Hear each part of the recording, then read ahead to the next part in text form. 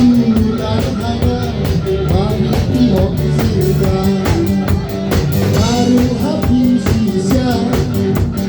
Tinggi banget belok Naga emak tidak keluar Gae tidak sabut Naga emak tidak keluar Gae tidak sabut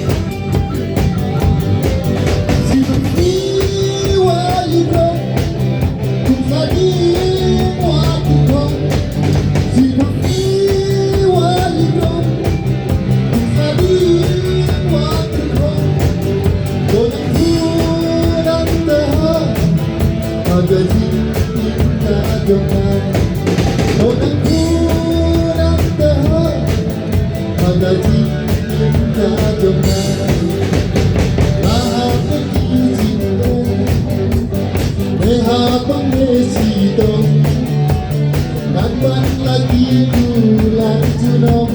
Sike ay bangat ko Kumbanang pumunok ka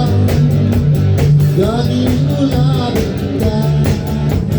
Kanino iba-iba Junong pag-isir ka Kanino iba-iba Junong pag-isir ka